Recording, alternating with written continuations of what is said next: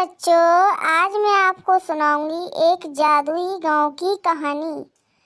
यहाँ पे आधे गांव में बारिश होती थी बर्फ की, और आधे गांव में धूप और लू बहुत तेजी से चलती थी। तो यहाँ पे सभी लोग बहुत परेशान रहते थे इस ऐसे मौसम को लेके। तो यहाँ पे एक बूढ़ी दादी बोल रही थी कि कैसा मौसम हो गया है, इतनी ठंडी हो गई है कि मेरे से तो 1 मिनट के लिए खड़ा नहीं हो जा रहा। और यहाँ पे गौरी जा रही थी भैया, पानी भरते भरते बोलती जा रही थी, हे भगवान इतनी गर्मी कर दी है, क्या करूँ, काश इतनी ठंडी होती, यहाँ पे मुझे कहीं जाना ही नहीं पड़ता, आराम से घर पे बैठती, आराम से मेरे घर पे। गांव में क्यों रहना था, मुझे पता नहीं क्यों मैंने शादी कर ली गांव में। मेरे कर्म फूटे थे जो मुझे गांव के लड़के के लिए बोला कि मेरे माँ बाप ने गांव के लड़के से शादी कर दी मेरी। चलती जा रही, इतना दिमाग खराब हो रहा है यार, पानी में भी इतना वजन है और ये एक बूढ़ी दादी को ठंडी इतनी गर्मी है। चलो मैं आपको इसकी पीछे की कहानी बताती हूँ, क्या हुआ था इस गांव में। तो आइए, तो ये गांव है जहाँ पे एकदम गरीब लोग रहते हैं, किसी के मिट्टी के घर है, किसी के लकड़ी के। यहाँ पे लोग खेती किसानी करते हैं ज़्यादातर, और ईंट भट्टों का काम भी चलता है यहाँ पे, आप देख सकते हो ये सब होता है इस गांव में। तो यहाँ पे ये लोग बैठ के दोनों लोग बात कर रहे थे कि ये कैसा गांव है, यहाँ पे हम लोग कुछ कर नहीं सकते, काश हम लोग भी शहर जाते और शहर जाके नौकरी करते तो बहुत अच्छा होता, लेकिन क्या करें, हमारे पास इतने कभी पैसे नहीं होते कि हम कहीं बाहर जाएं और बाहर जाके कमाएं। हम उतना ही कमा पाते हैं जितना हम रोज खा लेते हैं। ये गांव की गरीबी की वजह से तो बहुत परेशान हो गए हैं। चलो देखते हैं, जो होगा वो देखा जाएगा, बस यही जीवन है भाई, और क्या कर सकते हैं। तब तक कुछ दो भाई और आ जाते हैं, तो उनके साथ भी यही प्रॉब्लम होता है।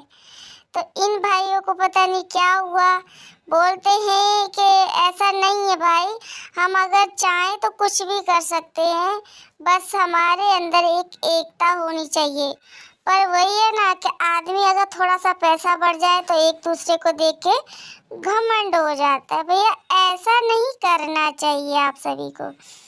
तो चलो देखते हैं भाई, तुम्हें देखते हैं तुम कितना कमा लेते हो, और हम तो ईंट भट्टो चलाते हैं, हम तो आपसे ज़्यादा कमा लेते हैं।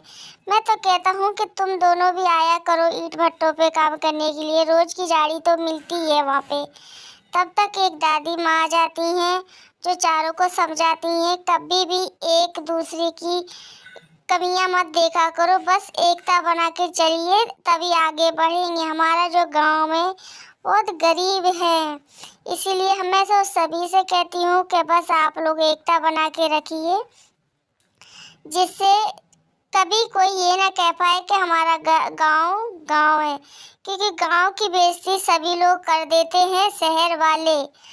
चलो मैं तो फिर चलती हूँ, मुझे कुछ अपना घर में पूजा पाठ भी करनी है, क्योंकि मैं रोज पूजा करती हूँ और आप लोग भी किया करो। यहाँ पे मैंने अपने डॉगी को, आज मेरे घर में खाने को कुछ नहीं था तो मैंने रूखी रोटी डाल दी। चलो कोई नहीं, यहाँ बैठ के हम लोग खाना खा रहे थे, फिर दिमाग खराब है कि क्या करे, कैसे कुछ करे, बच्चों को पढ़ाना भी है, इतना घर में खर्चा होता है कि यहाँ रह के तो हम कुछ कर नहीं सकते।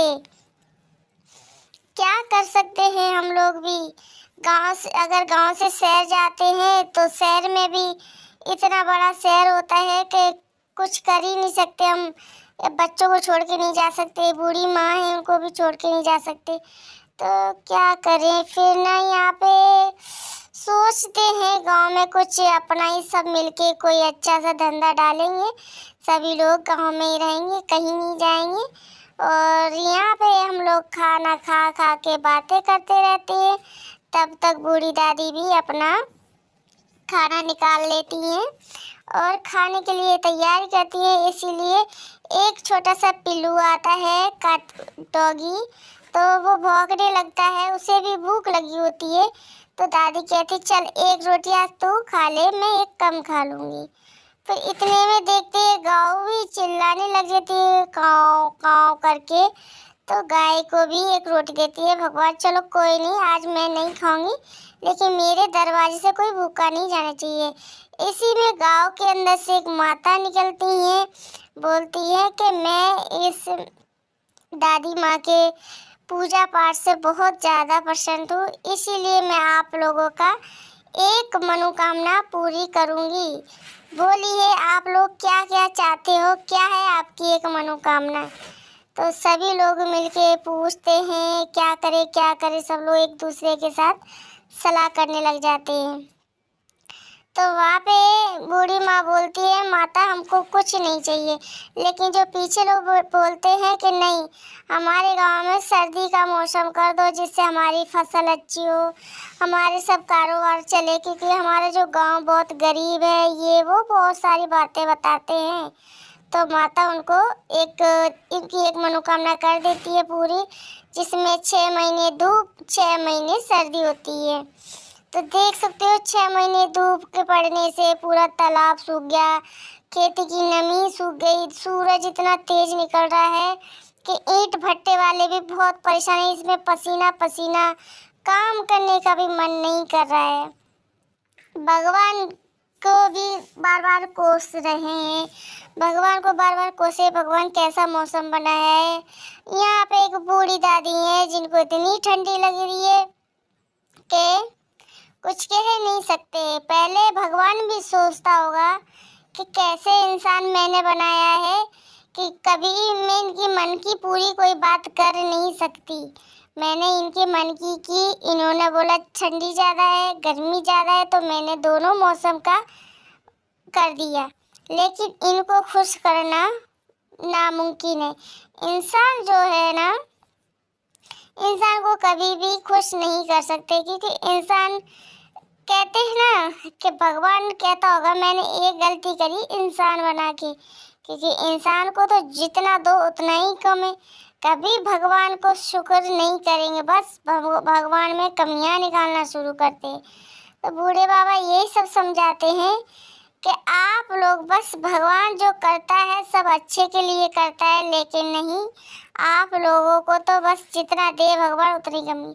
तो सब लोगों को अपनी गलती का एहसास होता है, फिर वही उसी देवी के मंदिर में जाते हैं, सब अपनी अपनी गलती की माफ़ी मांगते हैं कि देवी माँ हमसे बहुत बड़ी गलती हो गई, जो मौसम था वही अच्छा था। तो देवी माँ कहती हैं मैं सबके भविष्य के बारे में सोचती हूँ, लेकिन इंसान सिर्फ अपना फ़ायदा देखता है। कभी भी ये नहीं है कि भगवान कभी किसी के साथ गलत नहीं करता है, बस आपके कर्म के अनुसार आपको फल देता है। तो ये सब बातें बोल के देवी माँ समझाती हैं सभी को, सब अपनी अपनी गलतियाँ मानते हैं। और उसके बाद यहाँ पे आप देख सकते कितने सारे लोग हैं माफ़ी मांगने के लिए। फिर मौसम को एकदम पहले जैसा ही नॉर्मल कर देती हैं, क्योंकि एकदम माता बोलती है जब मौसम अगर नॉर्मल रहता है तो कभी भी कोई नुकसान नहीं होता है। आप इस बात को समझिए, कभी आप भगवान की जगह पे आके देखिए, फिर पता चलेगा आपको। तो यहाँ पे एकदम मौसम पहले जैसा ही हो गया नॉर्मल, सब एक दूसरे के साथ मिलजुल के रहना लग गए और यहाँ सब बैठ के मस्तियाँ कर रहे हैं।